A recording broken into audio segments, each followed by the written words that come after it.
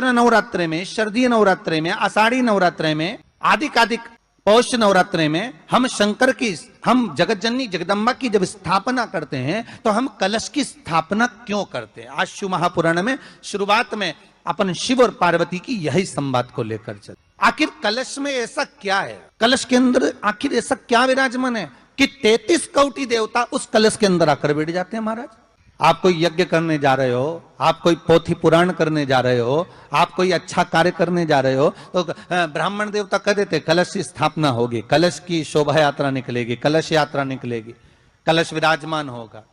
और आज हर की पौड़ी पर, प्रयागराज में या उज्जैनी में, नासिक में जो बड़े बड़े कुंभ के मेले होते, कुंभ का मतलब भी तो कलश से होता। उसकी महत्वता क्यों है? उस कुंभ की, उस घड़े की महत्वता कहां से प्रकट हो गई? शिव महापुराण की कथा कहती है महाराज, भगवान औघड़दानी शंकर स्वयं आद्य शक्ति जगदम्बा से कहते हैं कि जगदम्बा तू क्या चाहती है बोल। तो जगत जननी जगदम्बा कहती है कि जहां मैं हूं वहां शंकर है। ये आपने कह दिया, पर जहां शंकर है वहां पार्वती का होना जरूरी है। उसके लिए सिद्ध करने के लिए एक स्थान ऐसा बनाया जाए जहां पर शंकर विराजमान है और शंकर के साथ पार्वती विराजमान है। तो शिव जी ने कहा, पार्वती उसके लिए मैं तुझे एक सुंदर कलश का निर्माण कर देता हूं। दुनिया का रचनाकार, दुनिया की रचना करने वाले महाराज, संपूर्ण ब्रह्मांड की रचना करने वाले, जिनको भगवान शिव ने स्वयं ब्रह्मदेव से कहा है कि ब्रह्मा जी तुम सृष्टि खंड को आगे बढ़ाइए, सृष्टि की रचना करिए। और आज ही के दिन, यही चैत्रीय प्रतिपदा के दिन,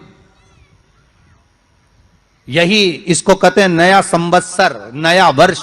हिंदू धर्म में क्यों कहा जाता है? आज ही के दिन ब्रह्मा जी ने महाराज सृष्टि की रचना करना प्रारंभ करा था। आज ही के दिन भगवान शिव और ब्रह्मा का संवाद हुआ था। सीधे भगवान शंकर ब्रह्मदेव के पास जाकर बोले थे, हे ब्रह्मदेव आप सृष्टि की रचना करिए। तो ब्रह्मा जी ने पूछा था, सारे नक्षत्र आपने बनाए, सारे दिन आपने बनाए, सारी घड़ियां आपने बनाई, सारा पल आपने बनाया, मनुष्य की श्वास गिनती, काउंटिंग, अर्थात मनुष्य के शरीर की रोमावली, ये सब आपने निश्चित करी है। नवरात्रि का मतलब क्या होता है?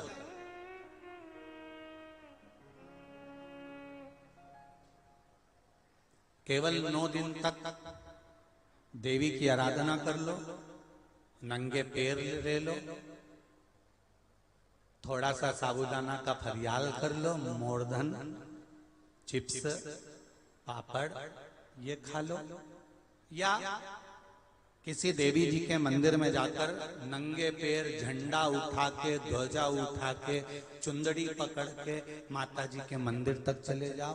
क्या केवल नवरात्रि का मतलब यही है? या फिर कहीं गरबा हो रहा हो तो गरबे में चले जाओ? क्या नवरात्रि का मतलब केवल यही है? या घर में जोत लगा लो, नवरात्रि का मतलब यही है? घर में जवारे बो दो, नवरात्रि का मतलब क्या यही है? घट स्थापना कर दो, क्या नवरात्रि का मतलब केवल यही है? अगर नवरात्रि का मतलब जानना है तो आपके मन में एक विचार आना चाहिए कि ये नवरात्रि केवल घट स्थापना के लिए नहीं होती है, ये नवरात्रि हमारे भीतर एक नारी के सम्मान के लिए प्रकट होती है कि नारी का सम्मान कैसे होना चाहिए। मेरी जीजियों, मेरे जीजाओं, मेरी बेटियों, बेटाओं, मेरी माताओं, मेरे भाई, मेरी बहनों, एक बात बहुत सावधानी से सुनना। नवरात्रे आते हैं,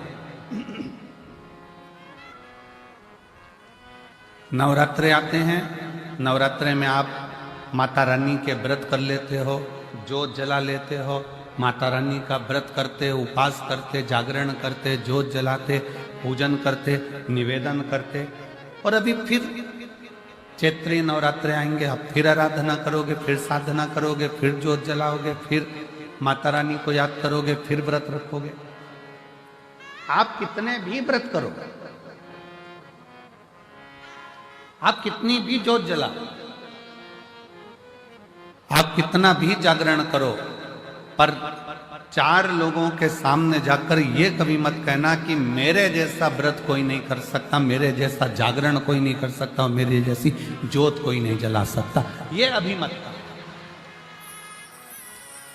आपके मुख से तो शब्द निकलना चाहिए, आपके मुख से तो वाणी निकलना चाहिए कि वो माँ अम्बा, जगदम्बा, दुर्गा भवानी, माँ वैष्णव रानी, माँ जगत जननी, माँ नैना, माँ मनसा, माँ कांगड़ा, माँ चिंतपूर्णी, माँ ज्वाला, उसकी जैसी इच्छा होती है वैसा व्रत करा लेती है, और उसकी जैसी इच्छा होती है वैसा जागरण करा लेती है, और उसकी जैसी इच्छा होती है वैसी ज्योत जला लेती है। हमारी सामर्थ्यता नहीं है। और नवरात्रि में भी देवी की आराधना का एक स्मरण का सुख है महाराज। ज्योत का विधान है, नवरात्रि में देवी की ज्योत लगती है, अखंड ज्योति लगती है, जवारे बुआए जाते हैं, कलश लगता है। ज्योत का भी विधान है। जिसके यहां दिया अखंड जलाया जाता है, अगर वो दिए की लो, दिए की बाती अगर दक्षिण दिशा की होती है तो उसके घर में साल भर में एक घात जरूर होती है।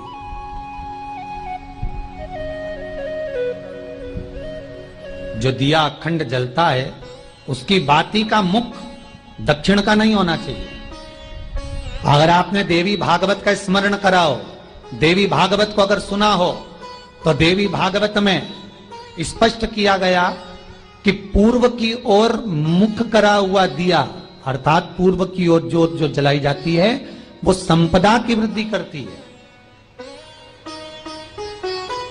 पश्चिम की ओर मुख कर कर जो ज्योत लगाई जाती है महाराज, वो वैभव को देती है। और उत्तर की ओर जो मुख कर कर ज्योत जलाई जाती है, उत्तर की ओर जो ज्योत का मुख रहता है वो आयु की वृद्धि करती है, घर में अकाल मौत को रोकती है।